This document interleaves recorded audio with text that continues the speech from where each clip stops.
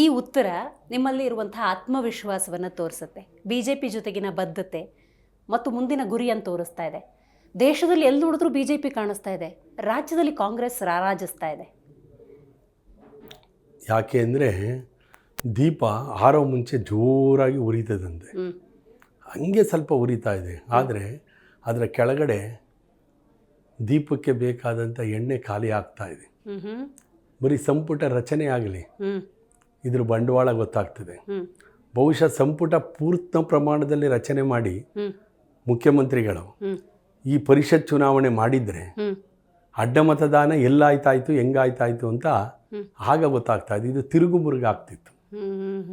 ಅಷ್ಟು ಅಸಮಾಧಾನದ ಬೇಗುದಿ, ಅಷ್ಟು ಗುಂಪುಗಾರಿಕೆ ಕಾಂಗ್ರೆಸ್ ಪಕ್ಷದಲ್ಲಿ ಇದೆ. ಆದ್ದರಿಂದ ಅವರು ವಿಷಯಾಂತರ ಮಾಡಲಿಕ್ಕೆ ಕೆಲವು ಸಂದರ್ಭಗಳನ್ನು ಯಾವ್ಯಾವುದೋ ಬೇಡದಿರೋ ವಿಚಾರಕ್ಕೆ ರಾಷ್ಟ್ರೀಯ ಸ್ವಯಂ ಸೇವಕ ಸಂಘ ಇಂಥದ್ದೆಲ್ಲ ತೆಗೆದುಕೊಂಡು ಜನರ ಗಮನವನ್ನು ಬೇರೆ ಕಡೆ ಸೆಳೆಯಲಿಕ್ಕೆ ಪ್ರಯತ್ನ ಮಾಡ್ತಾರೆ. ಇಂಥ ಹೇಳಿಕೆಗಳನ್ನು ಬಹುತೇಕ ಬಿಜೆಪಿ ನಾಯಕರು ಕೊಟ್ಟಾಗ ಆಶ್ಚರ್ಯ ಆಗುತ್ತೆ ಸರ್. ಯಾಕೆ ಅಂತ ಹೇಳಿದ್ರೆ 2023 ವಿಧಾನಸಭಾ ಚುನಾವಣೆಯ ಫಲಿತಾಂಶ ನೋಡಿದಾಗ ಆ ಚುನಾವಣೆಯ ಪೂರ್ವದಲ್ಲಿ ಬಿಜೆಪಿ ನಾಯಕರು ಆತ್ಮವಿಶ್ವಾಸದ ನುಡಿಗಳನ್ನೇ ಆಡಿದ್ರು.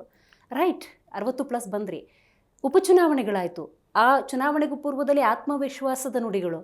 ಚುನಾವಣೆ ಪೂರ್ಣ ಸೋತು ಬಿ ಜೆ ಪಿ ಸದ್ಯದ ಪರಿಸ್ಥಿತಿಯಲ್ಲಿದೆ. ಪರಿಷತ್ ಚುನಾವಣೆ ಅಂದಾಗ ಬಿ ಜೆ ಪಿ ಮತ್ತು JDS 3 ಅಭ್ಯರ್ಥಿಗಳನ್ನು ಹಾಕಿದರೂ ಕೂಡ 2 ಅಭ್ಯರ್ಥಿ ಗೆದ್ದಿದ್ದಾರೆ, ಅದರಲ್ಲೂ 27 ವೋಟ್ ಒಂದು ಕಡೆ ಬರುತ್ತೆ ಅನ್ನೋದಾದರೆ ಬಹಳ ಆಶ್ಚರ್ಯ ಆಗುತ್ತೆ. ಅತಿಯಾದ ಆತ್ಮವಿಶ್ವಾಸನ ಬಿ ಜೆ ಪಿಯದ್ದು ಅಂತ. ಚುನಾವಣೆಯಲ್ಲಿ ಕುದುರೆ ವ್ಯಾಪಾರವಿಲ್ಲದೆ ಆತ್ಮಸಾಕ್ಷಿ ಮತಗಳ ಆಧಾರದ ಮೇಲೆ ಜನತಾದಳ ಸ್ಪರ್ಧೆ ಮಾಡಿತ್ತು ಅಂತ ಕುಮಾರಸ್ವಾಮಿಯವರು ಈಗಾಗಲೇ ಹೇಳಿದ್ದಾರೆ. ನಾವು ಸ್ಪರ್ಧೆ ಮಾಡ್ತೀವಿ, ಅವಿರೋಧವಾಗಿ ಆಯ್ಕೆಯಾಗಿ ಸುಲಭವಾಗಿ ಕಾಂಗ್ರೆಸ್ 5 ಸ್ಥಾನಗಳನ್ನು ಗೆಲ್ಲಬಾರ್ದು. ಅದಕ್ಕೆ ಇಷ್ಟೊಂದು ತಲೆ ಕೆಡಿಸ್ಕೊಂಡು ರೆಸಾರ್ಟ್ಗಳಲ್ಲಿ ಕೂಡ ಹಾಕೊಂಡು ಮತದಾನ ಹೆಂಗೆ ಮಾಡೋದು ಅಂತ ಶಾಸಕರುಗಳಿಗೆ, ಚಿಕ್ಕ ಮಕ್ಕಳಿಗೆ ಪಾಠ ಹೇಳ್ಕೊಡೋ ರೀತಿ ಪಾಠ ಹೇಳ್ಕೊಟ್ಟು, ಅದರಲ್ಲಿ ಎಷ್ಟೋ ಜನ ಅಲ್ಲಿ ಕೂಡ ಮತಗಳನ್ನು ಸರಿಯಾಗಿ ಹಾಕ್ಲಿಲ್ಲ, 3 ಸತಿ ಹೇಳ್ಕೊಟ್ರು ಅನ್ನೋಂಥ ವಿಚಾರ ಅಂತ. BJP ಆ ರೀತಿ ಏನಾದ್ರು ಮಾಡ್ತಾ, ರೆಸಾರ್ಟ್ ರಾಜಕಾರಣ ಮಾಡ್ತಾ ನಮ್ಮ ಶಾಸಕರ ಮೇಲೆ ಈಗಲೂ ಎಲ್ಲ ಶಾಸಕರ ಮೇಲೆ ಸಂಪೂರ್ಣವಾದ ವಿಶ್ವಾಸ ಇದೆ. ಎಲ್ಲ ಬದ್ಧತೆಯಿಂದ ಬಂದಿರತಕ್ಕಂಥವ್ರು, ಸಂಘಟನೆಯಿಂದ ಬಂದಿರತಕ್ಕಂಥ ಅನೇಕ ಶಾಸಕರು ನಮ್ಮಲ್ಲಿದ್ದಾರೆ. ನಾನು ಈಗಾಗಲೇ ಹೇಳ್ದಂಗೆ ಅಲ್ಲೊಂದು ಇಲ್ಲೊಂದು ಎಲ್ಲ ಚಿಕ್ಕಪುಟ್ಟ ಕಳ್ಳಿ ಗಿಡ ಉಟ್ಕೊಂಡಿರ್ಬೋದು, ಅದು ತೆಗೆದಾಕ್ತಾರೆ. ಆಪರೇಷನು ರೆಸಾರ್ಟ್ ರಾಜಕೀಯ ಮಾಡಿದವರೇ ಇವತ್ತು ಆಪರೇಷನ್ ಮತ್ತು ರೆಸಾರ್ಟ್ ರಾಜಕೀಯಕ್ಕೆ ಒಳಗಾಗ್ತಿದ್ದಾರೆ ಅನ್ನುವಂಥ ಟೀಕೆ ಇದೆ ಬಿಜೆಪಿ ಮೇಲೆ.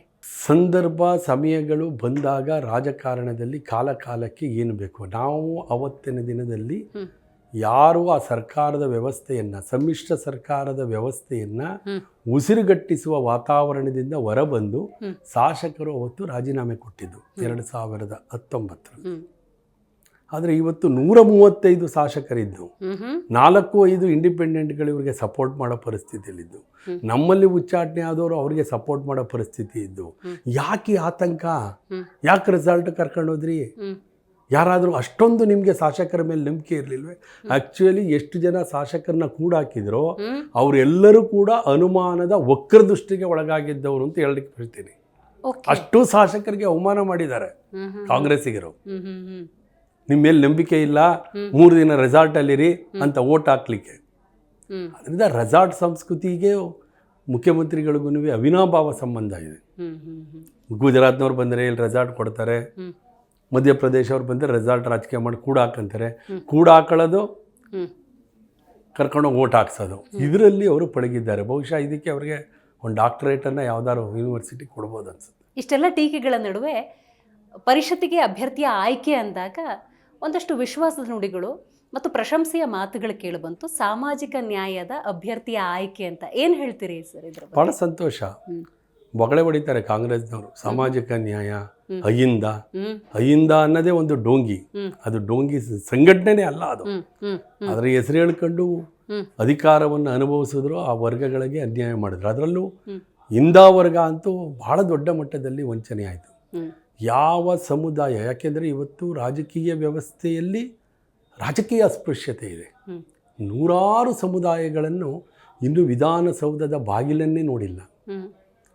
ಹಿಂದುಳಿದ ವರ್ಗದಲ್ಲೇ ತೆಗೆದುಕೊಂಡ್ರೆ ಸುಮಾರು 650ಕ್ಕೂ ಹೆಚ್ಚು ಸಮುದಾಯಗಳು ಗ್ರಾಮ ಪಂಚಾಯಿತಿಗೂ ಆಯ್ಕೆ ಆಗಿಲ್ಲ. ಇದನ್ನು ಹೇಗೆ ಪ್ರಜಾಪ್ರಭುತ್ವ ಅಂಬೇಡ್ಕರ್ ಅವರ ಆಶಯವನ್ನು, ಪ್ರಜಾಪ್ರಭುತ್ವದ ಸುಂದರತೆಯನ್ನು ಇವತ್ತು ನರೇಂದ್ರ ಮೋದಿಯವರ ನೇತೃತ್ವದ ಭಾರತೀಯ ಜನತಾ ಪಾರ್ಟಿ, ರಾಜ್ಯದಲ್ಲಿ ಯಡಿಯೂರಪ್ಪನವರಿಂದ ಕಟ್ಟಿದಂಥ ಭಾರತೀಯ ಜನತಾ ಪಾರ್ಟಿ, ಇವತ್ತು ವಿಧೇಂದ್ರ ಅವರ ನೇತೃತ್ವದ ಭಾರತೀಯ ಜನತಾ ಪಾರ್ಟಿ ಇವತ್ತು ಅತ್ಯಂತ ವ್ಯವಸ್ಥಿತವಾಗಿ ಸಾಮಾಜಿಕ ನ್ಯಾಯವನ್ನು ಹೇಳಲಿಲ್ಲ, ಮಾಡಿ ತೋರಿಸಿದೆ.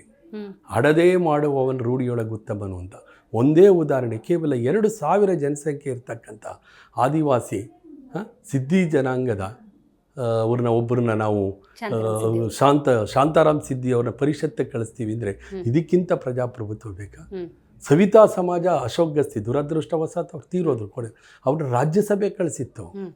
ಸಿದ್ದರಾಮಣ್ಣ ಅಂತಕ್ಕಂಥ ಒಂದು ಸಣ್ಣ ಸಮುದಾಯದವನ್ನ ವಿಧಾನ ಪರಿಷತ್ತಿಗೆ, ನೇಕಾರ ಸಮುದಾಯದ ಇವ್ರನ್ನ, ಮಡಿವಾಳ ಸಮುದಾಯ ಹಿಂದೆ ನಾನು ಯಾವ ಮಡಿವಾಳ ಸಮುದಾಯದಿಂದ ಬಂದಿದ್ದೀನಿ, ನಮ್ಮದೇ ಸಮುದಾಯ ಇನ್ನೊಂದು ಅವಕಾಶ. ಇಂಥ ಉದಾಹರಣೆಗಳನ್ನ ಕಾಂಗ್ರೆಸ್ಸಿಗರು ಕೊಡಲಿ ನೋಡಿ.